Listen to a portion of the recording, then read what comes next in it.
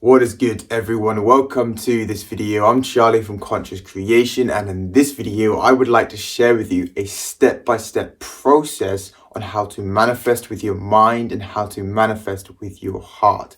In my previous video I shared with you the difference between the two, and in this video I'm going to share with you a step-by-step process on exactly how to do it with both.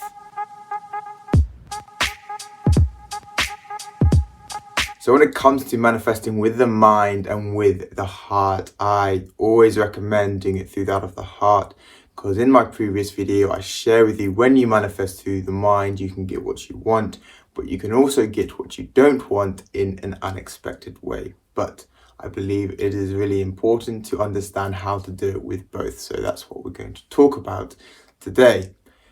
So we're going to start off talking about manifesting with the mind, and I'm going to refer to that of Gregg Braden, who wrote a book called that of the Asai Effect. And in this book, it shares with us how exactly the step-by-step process and how to manifest with the mind. And the information that comes from there comes from these ancient texts known as the Dead Sea Scrolls that were found in the Judean desert in 1946 and 1947. So in there, it explains this process that we need to go through. So the first step is we need our intention.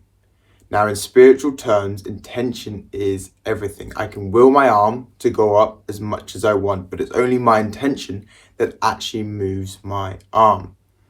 So from intention, we must then have three things that work simultaneously, so at the same time, in order for this to work. So the first bit is the mental body, the second bit is the emotional body, and the third bit is the physical body. And these all need to be working at the same time if we want to manifest with the mind. So what is the mental body? So this is an accumulation of things and experiences that our mind has seen over our time. And it starts to piece together the things that it would prefer to experience.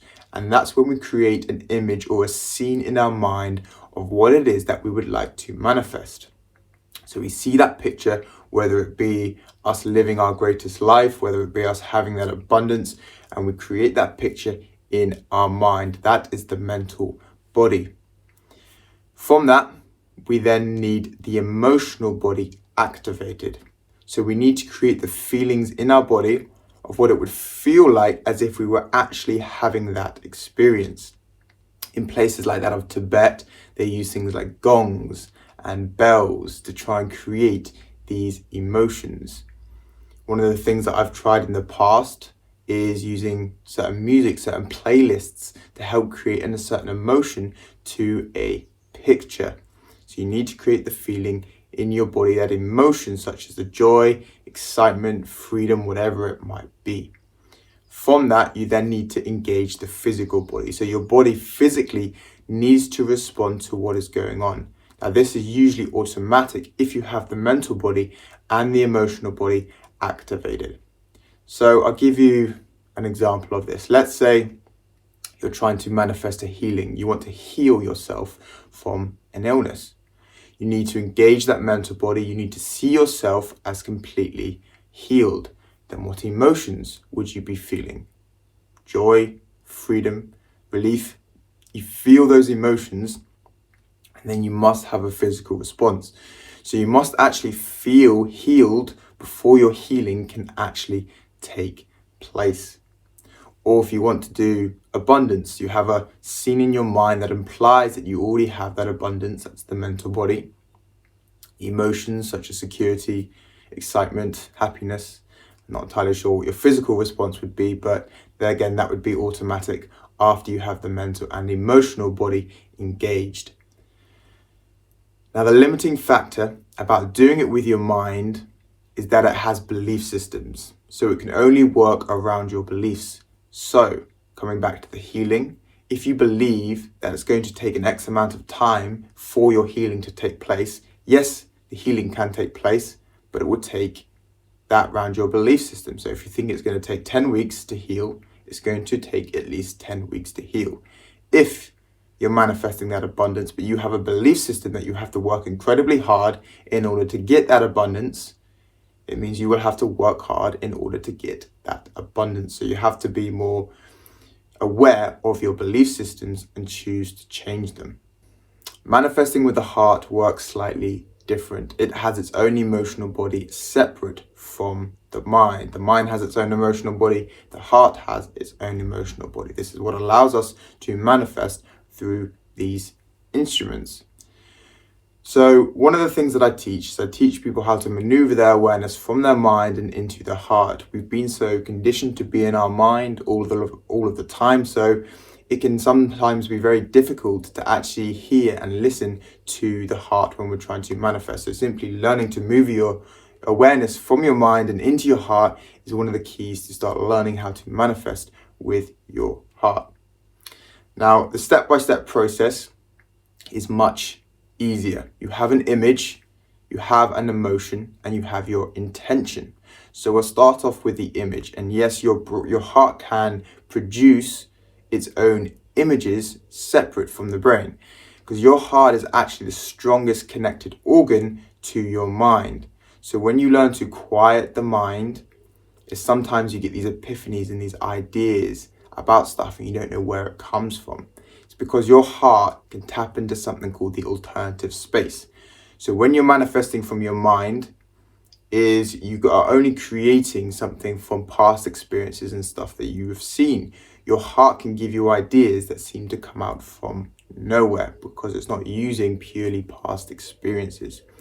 So we need to learn how to quiet the mind, because the mind is very loud and the heart whispers to us. So when we learn to quiet the mind, so we can start to notice when the heart is trying to give us a manifestation, and it does it through these images. And we can see these images, these ideas that just suddenly pop up for us.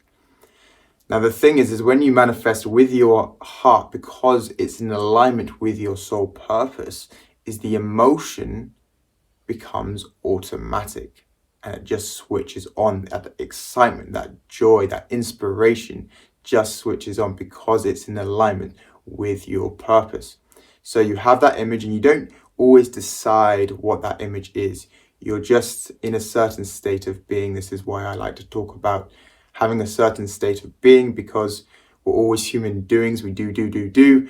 Whereas if we can get into a state of being, just relaxing, quieting the mind, this is when these ideas start to flow to us, and that is the heart trying to manifest. So we see the images that our heart gives us, the emotion starts to switch on, and once that is activated, all we do is we simply intend upon that manifestation, and then that will begin the process.